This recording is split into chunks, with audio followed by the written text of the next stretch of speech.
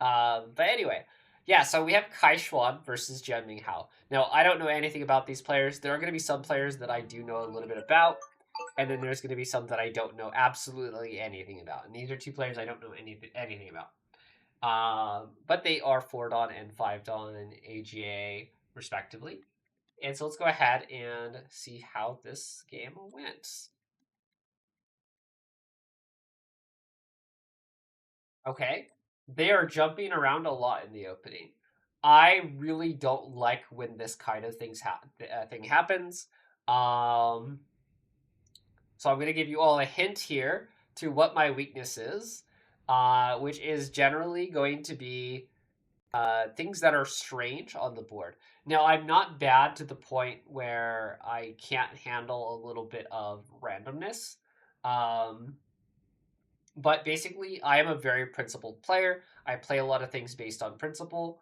And when you start adding tons of variables to a game, that to me is a lot for me to handle. And then it becomes a game where I have to rely on my ability to fight back rather than my ability to just go, okay, I don't have to think about this. I can just play this. So when players start jumping all about like this, the game becomes very confusing for me. Um, Now that's not to say that both players are playing bad here or anything. This is fine. This is perfect. There's perfectly nothing wrong with playing this way for both players. But just be aware that both of these players are, they're AJ 4 Dan, AJ 5 Dan. Um, they are at the level where they understand what they're doing. If you do this when you're like 10Q, 8Q, 6Q, I'll be honest, 4Q, 2Q, 1Q, you're probably making the game much harder for yourself than it should be. So if you feel like the game's a little bit more difficult for you than usual, um, this could be something that is causing your games to be a little too difficult, and you're just not ready for this kind of thing. I know a lot of people want to feel like they're ready when they want to do something, but you need to know what you're doing before you jump around the board like this. But yeah. However, something that we might not want to see here for white, so something that we might actually think about here is that white may not want to play here because now the crosscut is actually really good for black. Um, Most of the time, I'm going to tell you that global positions don't actually mean too much. They do when you're at like peak level, but at a lower level, you generally aren't going to have to worry too much about this, and you can just play almost whatever Joseki that you like the most. Um, but on a global scale, uh, and when I say peak, I mean like AGA 4 Dan and above. I know that's not exactly peak, but uh, it is still a level where it does start to matter quite a little bit. And basically, so when somebody plays here, it would be a little bit strange for black to decide to play here versus where black would play here. But if you're at a lower level, I would be surprised if you got this. But I would also go, okay, I can understand why black would play this if, it was Volo in chat 6Q, saying I'm peak 6Q. It would definitely be not abnormal if I were to see a 6Q player choose to play this over the crosscut. But know that if you technically have a stone in this direction and you have the opportunity to go into the crosscut position or the pinwheel Joseki, um, you can technically play this and get a slightly better result than you normally would. And I know a lot of people are going to be like, well, why? And the reason is because you are getting a much better, like you have a lot more strength on the outside. So we'll actually go ahead and go to like what the finished position might look like. So here you might see that most of the time the Joseki is going to be here, and the follow up is going to be some form of something like this, which is a little bit of the outdated variation. I know white plays here in the more modern variations, but just to keep it simple, generally you might see white get sealed in here. But because black's stone here at H3 is so close, it makes a lot more sense now for black to be able to just simply push out, um, because black doesn't have to worry about getting sealed in as easily. It's very easy for black to be able to just connect up and not have as many issues connecting out on the bottom of the board as they normally would.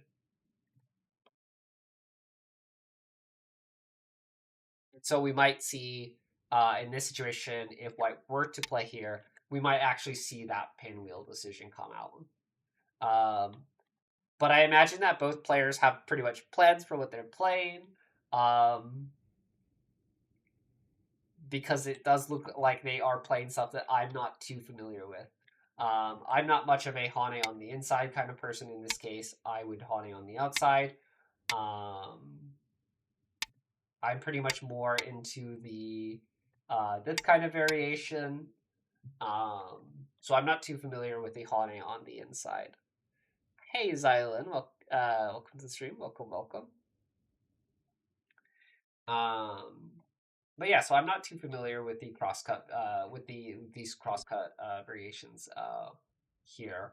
Um, However, whenever my opponent does these kinds of things, so some players might have a question of like, how do you handle this kind of thing when you don't know what to do? Because a lot of people are like, well, you just study it and then you have the answer next time. That's not always going to work, especially for variations that you don't see very commonly, and you're naturally going to forget the 101st Joseki that you learn. And I have some people in chat probably going, "Nah, I can remember 101 Josekis." Um, but basically, you are eventually going to run into Josekis that you studied and then you forgot how to handle them. And it's just naturally going to happen. And so, what I consider like the ultimate skill that you can have as a strong player is the ability to react to something that you don't know in the best way possible without knowing the answer. And a lot of people are like, "Well, how would you know?" And like I said, sometimes when you're playing out the opening, and I say, "Did you play something that you thought was bad?" And if you say yes, then it's likely that means that you're slightly behind, and if you say no, then it means that you're probably not behind. And so naturally, if I play here and my opponent hanes, there must be some form of punishment to this. Now, that doesn't mean that the punishment is always going to be obvious, and it doesn't mean that it's always going to be a big punishment. And this isn't a particular punishment in itself, but my natural move is going to be to cut, right? If I were to play here or anything else like this, I'm naturally going to end up having a worse result. So it is natural for me to expect that the only move I can play, the only move, is going to be to cut back. Um, and it is up to my opponent to prove how this works for them. Now, again, I don't know the variation, so I'm going to show you guys what I might play naturally. And that doesn't mean that this is going to be the best result, because again, this is what I might naturally do. So I think playing here first is a given. One reason I would want to play this first is because if I play this Atari like this, I might look for this push down here, and then I might look for this tiger's mouth. But the problem is that I no longer have this jump at d6, right? Because I don't have the time to play it now, my opponent would probably cut here really easily. They'd just be like, hey, I'm cutting this. This is so important for me to cut right now. And so I would have to play here, but now I no longer have this. And I know some people are going to be like, well, why would you do this forcing moves and stuff like this instead of this move? And the reason I'm playing this is because I want to get a potential ko. So if my opponent does play away, something that I can do later is to drop down here and then have them respond and drop here. And if we throw in here, we actually get a ko. We actually get a ko here. So there is a lot of follow-up that I can play this way versus just connecting. That's not to say that connecting is always or not connecting, but the Atari isn't always the worst variation of the two. But I'm going to guess that this is probably not what you would want to do normally. So you can see white attaches here. Now, again, it's possible that both these players know the variation better than I do. So this could be correct. And I can understand this move. It makes a lot of sense. So basically, let's say that black were to extend upward. White can actually Atari these stones all the way down. So that's why you'll see black actually respond with this move instead. But now this allows white to either Hane on top, either to Hane on top, to just extend upward, or to even just to play the head of the two stones. I'm not quite sure which one white decides to do. So white does decide to play the Hane. Hane is my favorite move, usually when I'm attached to my opponent. It's just one of those principal things for me, so I will generally Hane at the head of a stone if I can. Cut and see if you can read something good. Cut and see if you can read something good. Well, the saying is cut first, think later.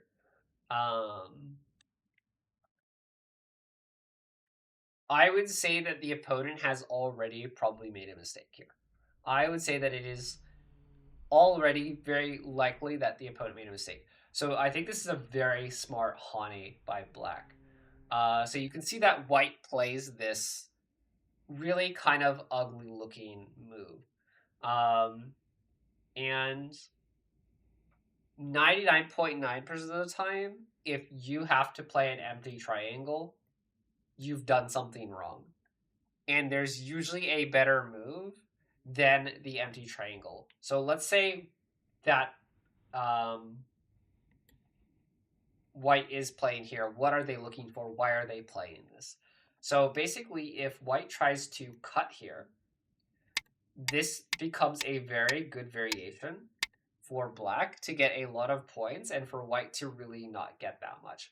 Granted, I will say, like, it's really probably not that bad. It's probably actually that bad. I'm not sure. Let's see what it says. Black by 1.3, so it's actually not that bad.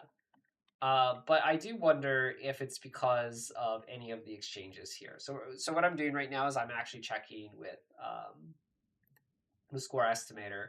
So it actually is really bad. So white should cut here. So I wonder if this Hane then is really bad for black. It's so interesting.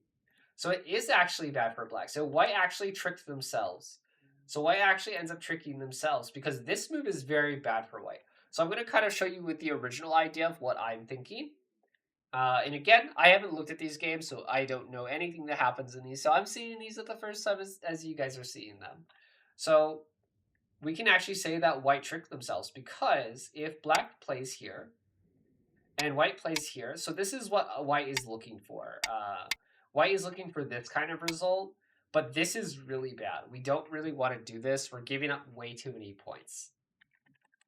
But apparently, if white actually cuts here, white is actually ahead. So this ends up actually being a very good result for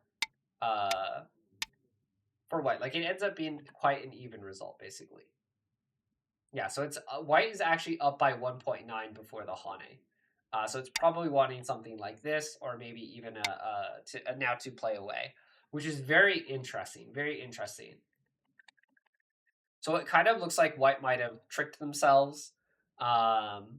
Understandably so, I would also be tricked because I also would be a little worried about getting cut here and having all of these forcing moves done to me, right? And to look at this and go, yeah, that's good for white. That sounds really crazy, you know? But yeah, so white kind of tries to go, okay, I don't really want to get all those cuts to happen to me, so I'm going to go ahead and play this move. And what might happen now is if black plays here, then I can go ahead and cut more comfortably. And the cut might be now more comfortable for white is what they are thinking, right? But of course, black goes ahead and cuts, and then white gets the turn. I guess that's okay too. I don't know if I would do that. I'd probably play this just because I really think that just because I'm really convinced that white's not going to follow up like this. I really think white is probably going to take a base over to the left side. Um, this empty triangle shape here makes white very heavy, and it feels like we're up against a wall. Even though we're not really, it does feel like that. So let's say that white were to play away, just as an example. It's very easy for black to now play on this left side and to make this feel like it's leaning up against this wall on the bottom, but also leaning up against this wall on the upper left side, even though it's really not. Um,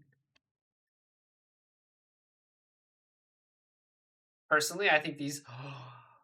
That is not a good move. That can't be a good move.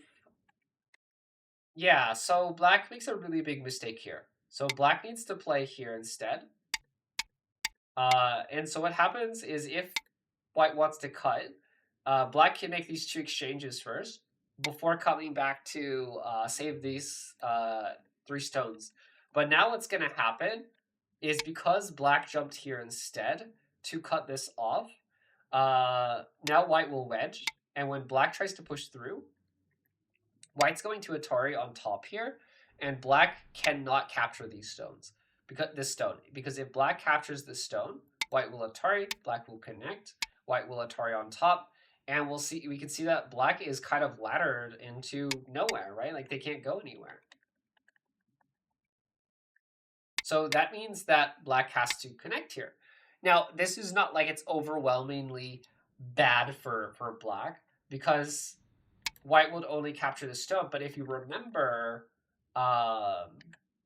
we had this idea that if black were to come back here and it were to go something like this and white were to play away, we would have this overwhelming sensation that we were leaning up against a wall here and a wall here in a way. But now we can see that when white comes out like this and gets these forcing moves like this, it almost feels like white no longer is up against any kind of wall, and black now has this really clunky shape. Now I know a lot of people are probably like, but Paige, black can like play here and capture these extra stones. That's okay. There's nothing wrong with that. We were pretty much expecting to lose these 2 stones to begin with. Now I know I say that, and we obviously see white connect here, and we're going to see black push out here. It's definitely a bit of back and forth of both players playing bad moves.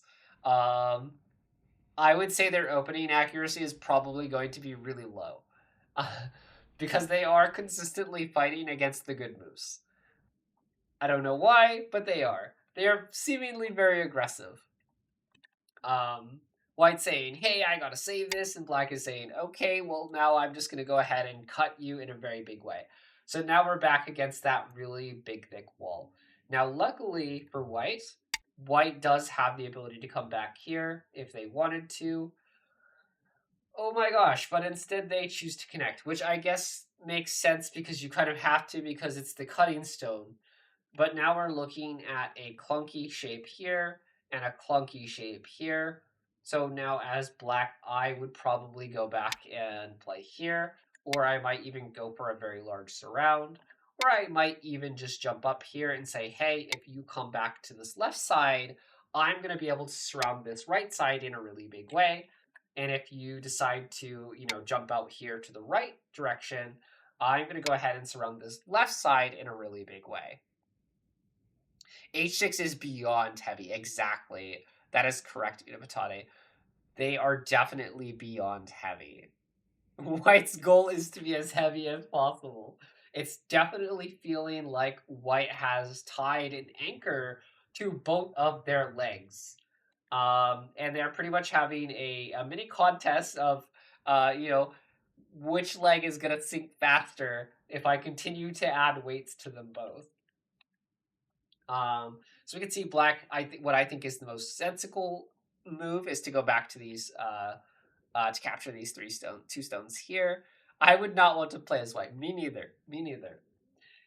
Which kind of brings up something important. A lot of people are like, a lot of people ask me, and some of my viewers, some of my chatters, hear me say this all the time, Paige, why do you fight so well in the mid game? It always seems like you have an advantage when you're fighting in the mid game. Do you have like really good reading? No, it's not that I'm a really good reader. It's that I set myself up for success in the opening. So when I get to the mid game, I don't have to fight very hard. I have to fight. I have a very easy time fighting. Um, and so you could say in this kind of game, I would be really confused. If I was playing white in this game, I would feel very terrible. I wouldn't look like a great fighter. I would look like a very terrible fighter. I would look like I'm fighting a very terrible game. Um, and that's kind of how it is sometimes when you are watching stronger players that are Dawn level, when you are watching strong players and you're like, wow, they're fighting really well. It's not that they're fighting really well, it's that they're setting themselves up really well. And then when you see this very clunky opening, you will usually see the game very one sided and very difficult for one player. And it'll almost be like, oh, clearly just black's just like a much stronger player than white. Um, when that's not really the case. It's usually just that white set themselves up in such a position that it's very difficult for them to continue. Now, it is possible that, of course, that white is much weaker than black. I don't know who wins this. I haven't looked at the result. Um, I don't know who wins. Um, but otherwise, generally, my expectation is that this is going to be a very hard game for white. So white plays on this side. Honestly, I'd probably play this side. I think this is the more important side to me. I'm gonna try to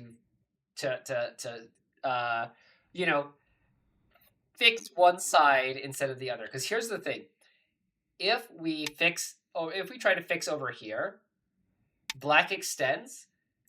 This move has not gotten me any closer to making this group here feel any safer. It has also not made me feel any safer on this left side. It did not make me feel any safer on the right. It did not make me feel any safer on the left. However, if I play here and my opponent decides to jump out, I feel pretty safe on the left side. I may not be happy with the left side, but I feel pretty safe with the left side. And now I'm going to go ahead and jump out here, or I'm going to jump here. I might do something crazy and say, hey, these are some sacrificial lambs. I'm going to go ahead and do my own thing somewhere else across the board, maybe, if I'm desperate enough, But otherwise, I feel like my opponent can't kill me in, one move over this side, right? And maybe even two moves. But when we're in this position, I'm like, well, dang, now I've got to add a move here. But oh no, now my opponent's going to get a really good Hane here, and I've got to follow up with a bamboo, and then they're going to follow up with a tiger's mouth, and I've got to respond with an extend. And now black's getting all of this really great shape to make white look very gross to play. It looks very gross for white to have to respond to these things. Now, however, black does not do what I thought they were going to do, and instead they extend. I think this is okay. This might even be better. Technically, out of principle, this might be better. And so for those that don't know, basically if white tries to cut right now, it's not actually possible for white to cut right now. So you could say that it's okay for white to push here before playing the tiger's mouth. It's really good to often see how your opponent responds first. Welcome, Chukuyu CR, and you say, I am a bad fighter and often don't get a good setup, but we say makes total sense. So much comes down to just making good shape and being aware of the strength of your groups.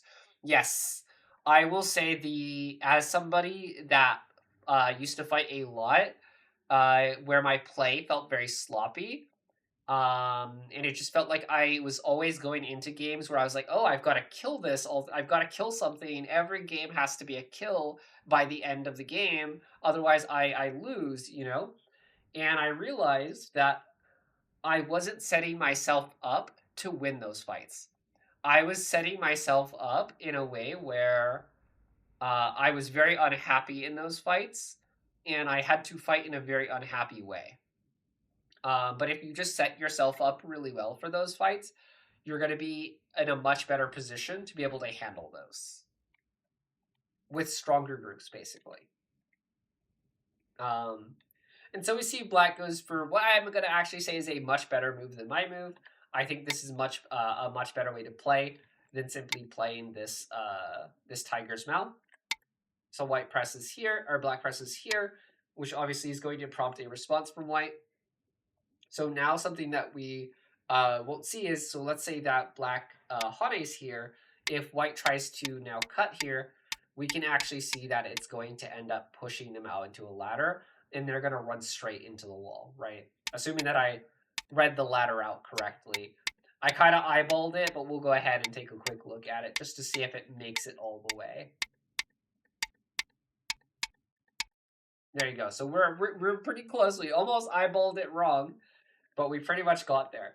And so you can see that that makes it a little bit easier. Now, that's not to say that this is the perfect move. There are obviously weaknesses. So something that might happen is white might try to cut in here. But this is where I would say set yourself up for success versus setting yourself up for failure. So one reason we might not see white cut in here is because there is so many cutting points. White has clearly set themselves up for failure. They have clearly set themselves up in a position that hurts them. So it doesn't make a lot of sense for white to go, let me add to my weaknesses, right? I've got a weakness here, I've got a weakness here, weakness for everybody at this point, you know? And so it's like, I don't want all of these weaknesses. I've got to go and fix my problem over here. However, black says, I'm going to go ahead and push this left side first. I think that's fine. I don't think there's anything wrong with that. Black probably doesn't want to deal with the Hane here, but I don't think it's that bad. So I'm just going to say it's probably a preference thing, or maybe he's correct and maybe I'm wrong. Could be either or. I think it's fine. The big problem here that I have is that it's possible that it might not be Sente. It's possible that white might decide, hey, I'm willing to make the game slightly easier on myself by coming back and fixing this right now, and then just living small over here, as to where if I respond here, it's possible now that black might go in for this cut, which is what happens in game. Black does go for this cut right now. And so you can see this might feel, again, very uncomfortable for white. White is feeling very uncomfortable regardless of whether they're in a good position or not. My thought is they're not in a good position. But even if they are, points-wise, it still feels like they have to constantly, they're trying to sleep with one eye open, basically. What's one more cutting point now anyway? Below a very, very well put at this point. What is just one more cutting point? But yeah, so let's go ahead and move forward. So white again is looking to try to fight back. And this is a big problem, right? White is trying to say, white is trying to play in a way where they're like, I don't have any weaknesses. Prove it to me, prove to me that I have weaknesses, right? People are going to be people, and people are weird, and he's just constantly fighting. White should have just let go of H5. That is how I felt. That's why I was like, yeah, a lot earlier on, I was like, I might actually be like, hey, I might go over here now, though I actually assume you're talking about in this case here, which makes it more logical to give up the two stones. But yeah. And so you can see that black's going to say, hey, I've got enough liberties. Now, my assumption is that black is going to aim for a very strange variation like this. I think this is very scary. I think it's very risky. I don't think there's actually any reason to play like that. Something that I might try to do first is to play here and say, hey, look, I've got a forcing move. So now what happens if black, or if white plays here, Now it makes it a lot easier for me to go ahead and play this move because we can see now that I'm protecting that cutting point automatically. And I can go ahead and get that follow-up much easier. As to where white is trying to play this in quite a bit of a different way. Where they're like, okay, I've got to make these pushes first, and then I might get this Hane. And this is where the game's going to get a little crazy, because white might try to turn here. And if we try to make this trade, I actually almost guarantee you this is probably better for white. This is very likely better for white. I will score it to check. I'm wrong. It's actually better for black. Don't trust my counting. My counting has always been bad. But I could see a world where these players miscount that, okay? Just saying. But yeah, so instead it looks like white's going to have to turn here. Okay, no. I am wrong. I'm right and I'm wrong at the same time. It is better for white to play this way. It is better for white to play this way. If white plays this Hane, white is down by 22 points, almost 30 points. 22 points, almost 30 points. If white plays the way that I thought they should play, which is to here and to actually make the trade, white is now only down by 15 points. So it's a lot closer than it was, but it is still absolute destruction. Now, I don't understand this Atari here. My guess is that black is being dumplinged. But I'll be dumplinged any day if I'm getting, these stones here. Now, I'm going to guess that white isn't giving up these stones. Right. White isn't going to give these stones up. So my thought here was that white isn't going to give up these stones because they've tried so hard to save them. So we might be like, if they weren't willing to give up the 2 stones in this position, in this position here, what makes us think they're going to be willing to give up this 2 stones from this position here? But it is very hard. Okay, so they are giving it up. I probably wouldn't do this as... I don't know if I would be willing to do this as black, though. I might be a little bit more fighty. This is just me. I don't know if this is correct. If you would play this, I wouldn't blame you. I think this is okay. If you're like, yeah, I'm just gonna, trade away these stones and get a really nice wall on the outside, I think that's completely understandable. Or not wall on the outside, but yeah, I do feel like this is too easy of a result for white, but I still think this is still a really good result for black. So if you took this as black, I wouldn't blame you. I think it makes a lot of sense to just take it. It's not like white can profit off of leaning on you here. So now, if you guys remember earlier, we said, we might go into a crosscut here. We're not going to do that anymore. We're going to push, right? And this now definitely feels like something that could be very easy for black as well. So I wouldn't blame you if you wanted to play it like this for black, which it looks to be exactly what happens in game. But I might feel that this is just a tad too easy for white, and I might fight them a little bit here.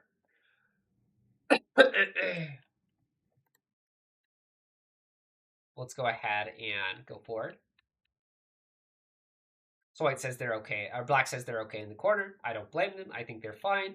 Black is a little bit more worried about the split here. Once again, I don't blame them, though.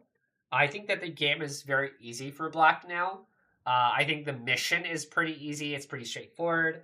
We have to ask ourselves, what does white have? They have a little bit of third line here, and the rest is second line. They've got their corners, and then what do we even value this at realistically?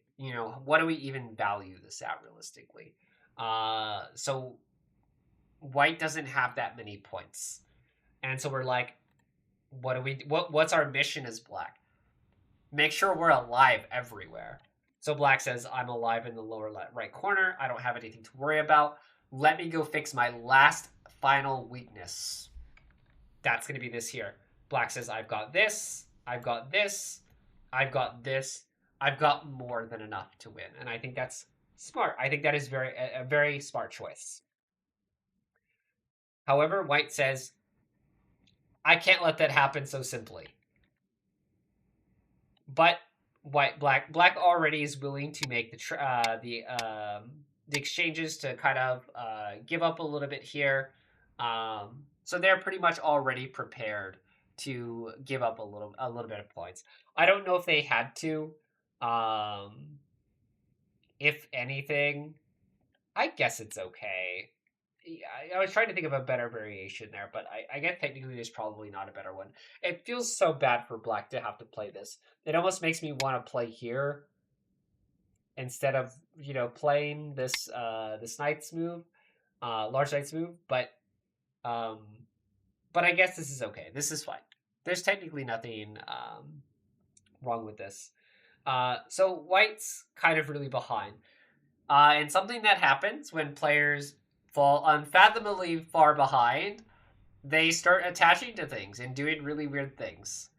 I will say that white is far enough behind where I would consider this acceptable. But my advice generally, and this is going to be general advice, is if you are behind, just play the best move. And I don't mean find the blue move. You're not going to find the blue move. You might find the blue move, but don't find the blue move every time. But more so, play the move that you think is best. If you would play this normally, then you can play it. But we all know that this is not a normal move. It's not a move you would normally play. White is obviously panicking, and they're playing this out of panic. You don't normally want to play this. So if this isn't your normal move, you shouldn't play it. You are more likely to win a game that you're losing if you just play the most natural moves. If you play the moves that are good, right? If you try to play a bad move that throws your opponent off, it's less likely to work. It does not work as often as you think. It might feel like it's going to work more often, but it really doesn't. And I know some people are like, Paige, I've tried. No, trust me. What actually happened is you panicked all the time to the point that you're so used to panicking when you fall behind that you have no recollection of when you tried to play calm. Trust me, I know so because I do it too. I also panic when I'm behind and I go, I remember that one time that I tried not to panic, and then it's like, wait a second. When did I ever try not to panic? I don't remember actually. It is natural that we panic when we're far behind.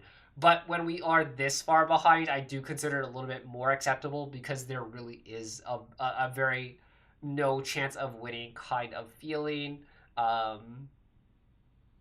Yeah, exactly. Kind of what Unipatade says in chat. When there's really no chance of winning, you should still aim to play well, but you should still be you want to be aggressive, but you should still aim to play well. But I do consider at this point, honestly, when you're this far behind at this very far point, it can feel very tempting to just play a bunch of random moves and stuff like that. Hey, Jezeric. Could black play N2 and not R2, or is it again too easy? Could black play N2 and not R2? So I actually did think about that myself. I thought about just black playing here. But I did feel this was too easy for white. I do think this is too easy for white. And the reason I think it's too easy for white is because black has to add another move here. If black could play away here, I would probably consider it okay. But I would require something more like this. I would require this all-in Sente to be okay with it. But that's just obviously not the case, right? So I would say it's too easy for black, too easy for white to give up those extra stones. And then we would really start looking at comeback territory. You definitely don't want to soften up on your opponent too easily. You definitely really don't want to soften up on your opponent. especially when you're ahead. Remember, the saying is not it's hard to win a lost game, it's hard to win a won game. The saying is it's hard to win a game you are already winning. And that is because we often soften up too much. So I would say this would be a little too soft, right? This is going to be a little too soft for our opponent. And Unapatati makes a very good observation in chat. So Unapatati mentions that that white actually has a weakness here at Q6, or at Q5, I mean, with a peep at Q6. And we want to keep this as a weakness for white, something that we want to think about. So we could argue that it's even more important to keep these stones because they are, in a way, cutting stones. And so that's something to think about. But let's go ahead and go forward. We spent quite a bit of time on this game, and we can see that black is actually handling this very simple. I don't know if black is handling this too easily or too lightly, but I do appreciate the way that black is handling this. So you can see black says, "Hey, I don't actually care that you make life in here. There is no local way to kill this." It's possible that maybe it was a little too easy for white, but I can appreciate black saying, "Hey, you're alive. That's okay. I already know I'm so far ahead that I'm getting a lot of strength by having this wall on the outside, and I'm going to be able to attack your wall back." Right? Remember how we were all just talking about kind of like these weaknesses that white has? These are all things that we want to be able to think about. And so I think that's really good to think about. Now, some people might be like, oh, but what if white comes out here? I just want to point out my channel is for all ranks. I like to try to show a little bit of everything for everybody. So for those that don't know, if you ever think about ladders, don't just ladder out the stone like this, but also think about the net. Nets are really important to learn. In fact, I try to teach all my students net as early as possible. I teach my DDK students. I even teach my 20Q students how to net, because it is very important to know how to net, and not just to automatically blindly ladder out the stone like this.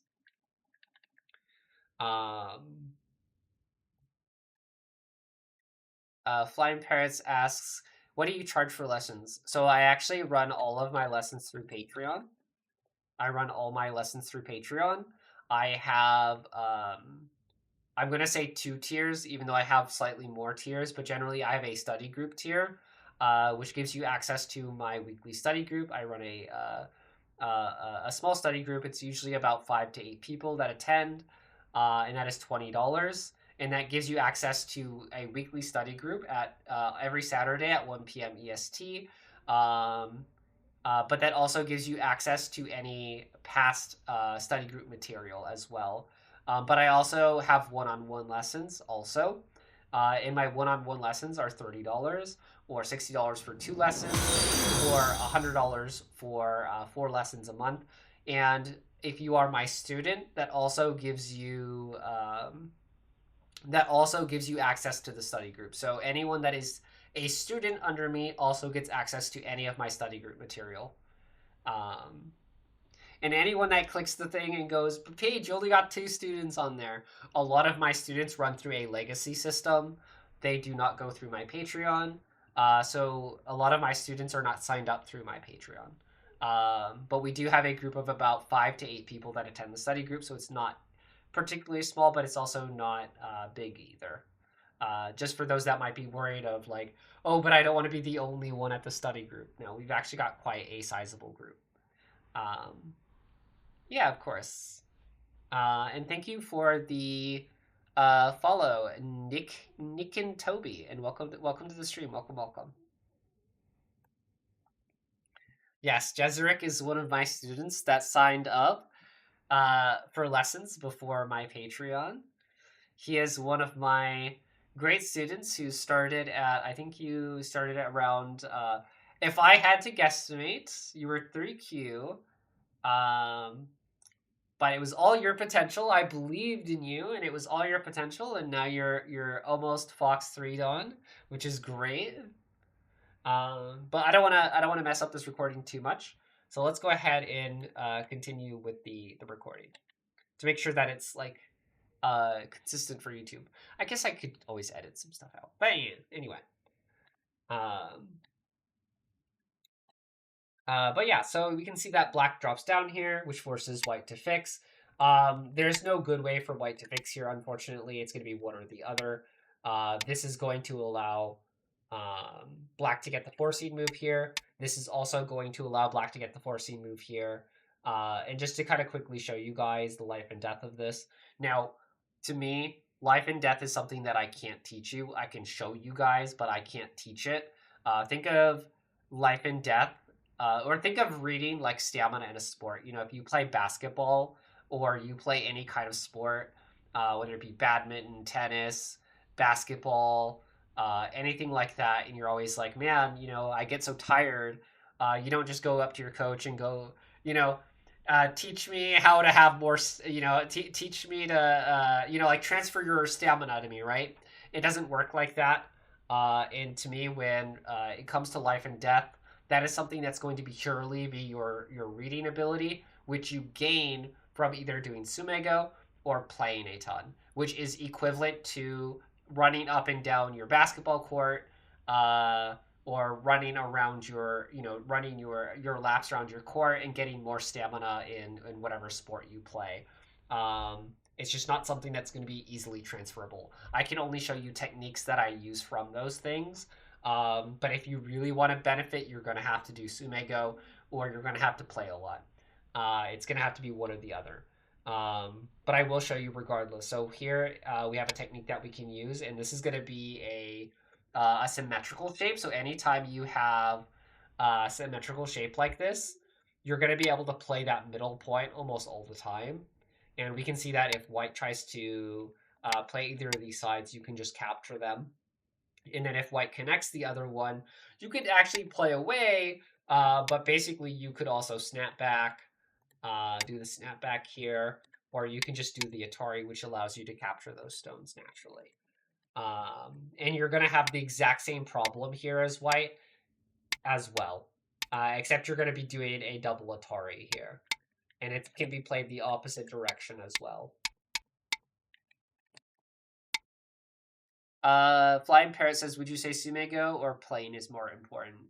I'm very biased, so this is a very bad question for me specifically. But I'm going to tell you from my experience. I started Go in 2006. I was playing at a 1 Dan level by 2007.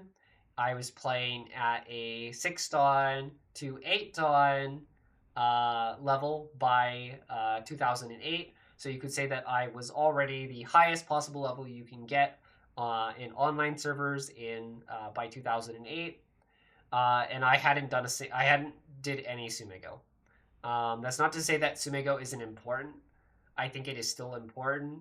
I recently started doing more sumego myself as of 2024. So I guess not too recently, but kind of recently. And I have had a lot of benefits from doing sumego. But for me specifically, playing made the ultimate difference. Playing a lot made the ultimate difference.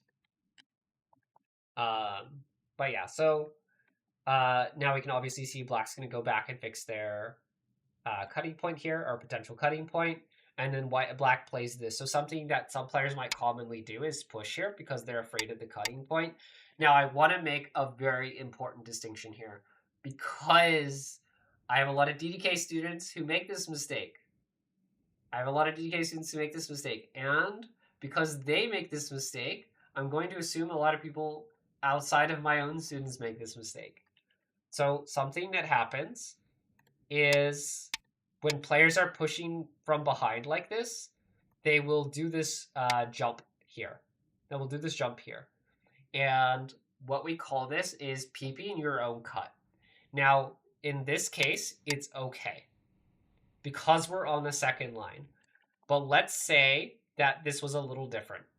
let's say that you're playing from behind as white in this position, and you jump like this. This is also peeping your own cut.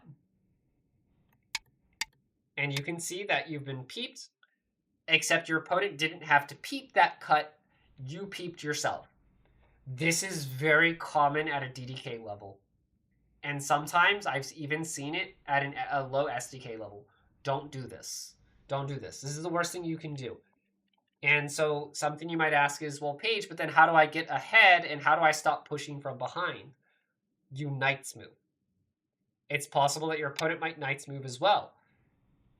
But what you have to recognize is that your opponent is only pushing on the second line for territory. It's okay. It's not that bad. You don't have to peep your own cut to be able to stop them from doing that. It's best to knights move, and if they follow up with a knights move, then you can always play the other side. You don't have to keep pressing them along, or you can just end it right there, and you can play elsewhere. You know, you can go to something more important. But definitely do not peep your own cut. Don't do that. That's really bad. But again, it's different when you're facing the center of the board versus if you're the other direction, right? If we are on this, even if we're here and we're on the second line like this, on the second line, it's okay. We can do that. But we should always make sure that we're checking just in case.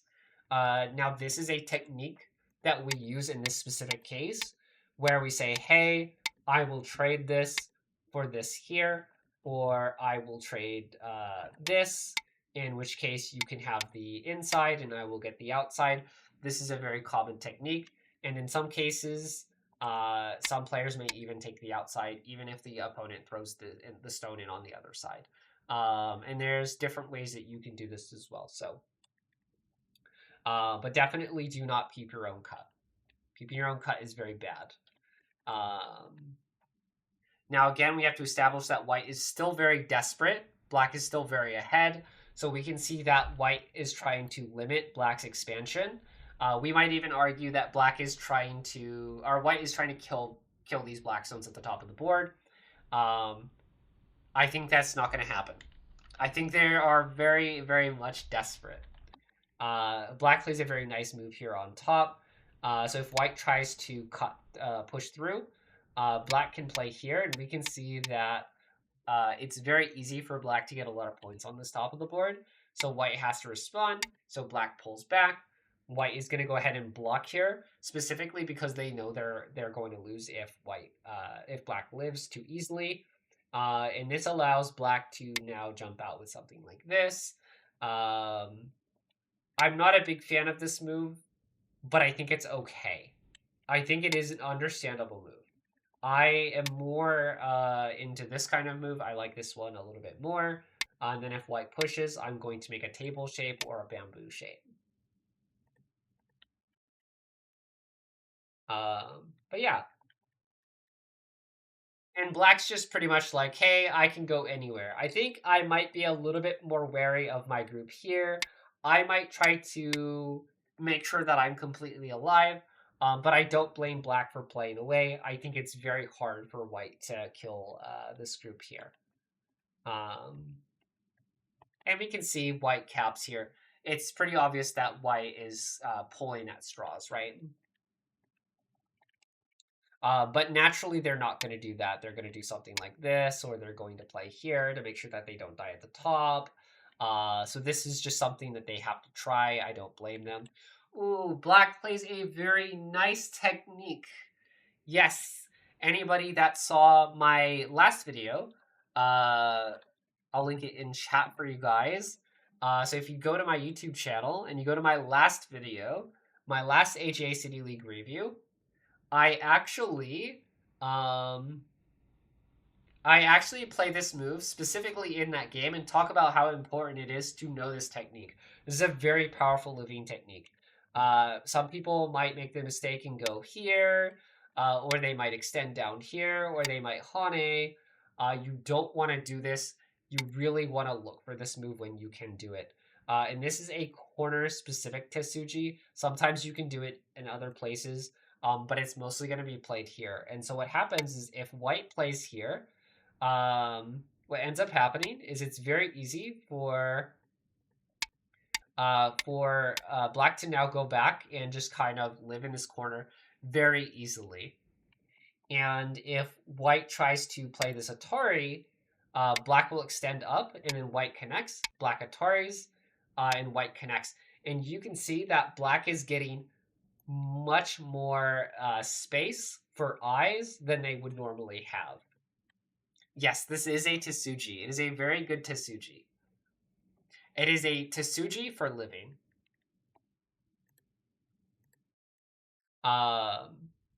White chooses to play here, though, instead, which I think is...